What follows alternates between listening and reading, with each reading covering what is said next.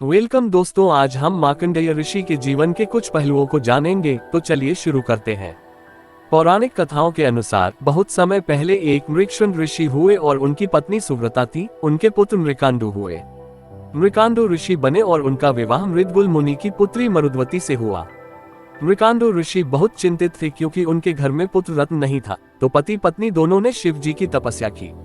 जब शिव जी तपस्या से प्रसन्न हुए तो उन्होंने ऋषि से पूछा कि तुम दीर्घायु पुत्र चाहते हो या अल्पायु, क्योंकि दीर्घायु पुत्र बुद्धिमान नहीं होगा और अल्पायु पुत्र बुद्धिमान होगा। तो ऋषि परेशानी में पड़ गए और सोचकर कहा कि मैं अल्पायु का मांगता हूँ। शिव जी ने वरदान दे दिया। कुछ समय पश्चात मृकांडु ऋषि के घर में पुत्र का जन्म हुआ जिनका नाम मार्कंडेय रखा गया। समय बीतता गया और कुछ समय पश्चात पिता चिंतित रहने लगे। तो मार्कंडेय जी ने उनसे उनकी चिंता का विषय पूछा तो उन्होंने उन्हें बताया कि तुम अल्पायु के हो। तब मार्कंडेय ने कहा कि आप चिंता न करो, कुछ नहीं होगा। फिर मार्कंडेय वन में चले गए और शिव जी की तपस्या शुरू कर दी। लेकिन तपस्या के बीच में यमदूत आ गए और मार्कंडेय के प्राण लेने वाले थे कि शिव जी प्रकट हुए और यमदूत की छाती पर लात मारी और मार्कंडेय को बचा लिया गया। फिर शिव जी ने उन्हें उनकी तपस्या के बदले अमृतत्व का वरदान दिया और चले गए। किंतु इस समय उनकी उम्र केवल 16 वर्ष थी। तभी से उनकी उम्र 16 वर्ष की ही रही। उसके बाद वे अपने घर को आए और पिताजी से शिक्षा दीक्षा ली और वो मार्कंडेय ऋषि के नाम से जाने जाने लगे। इन सभी घटनाओं के बाद से महर्षि मार्कंडेय संपूर्ण धरती पर भ्रमण करके प्रभु की महिमा का बखान और प्रचार प्रसार कर रहे थे।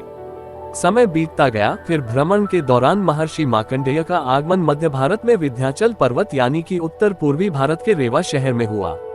वर्तमान में इसका नाम रीवा है। शहर से विंध्यवासिनी माता के बीच एक तालाब के किनारे महर्षि ने विश्राम किया। तभी उनके मन में प्रभु के दर्शन की जिज्ञासा जागी। वे चाहते थे शिव जी की पूजा अर्चना करना, परंतु यहाँ पास में कोई मंदिर भी नहीं था।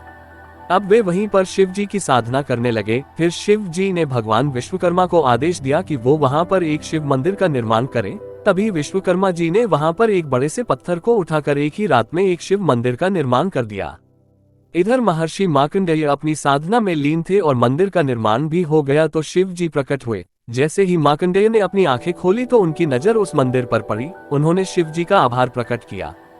फिर भगवान शिव जी की पूजा अर्चना करने के लिए वहां पर स्थित तालाब में स्नान किया और भगवान शिव के उस मंदिर की पूजा अर्चना संपूर्ण की।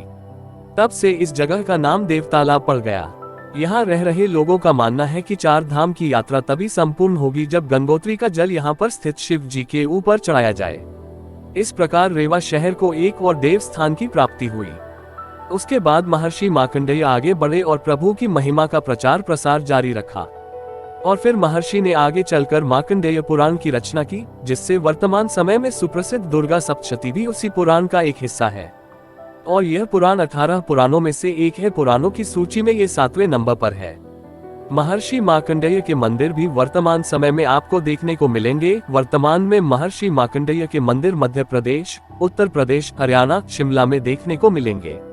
तो चलिए दोस्तों, अब वक्त आ गया है विदा लेने का। और हाँ, यदि आप विंध्याचल पर्वत के बारे में जानना चाहते हो तो आप विंध्याचल पर्वत का वीडियो हमारे चैनल पर देख सकते हो। और चैनल को सब्सक्राइब और लाइक स्वयं कर लीजिएगा। अगर आपके कुछ सुझाव हैं तो कमेंट कर दीजिए। फिर मिलेंगे किसी और वीडियो में, तब तक के लिए धन्यवाद।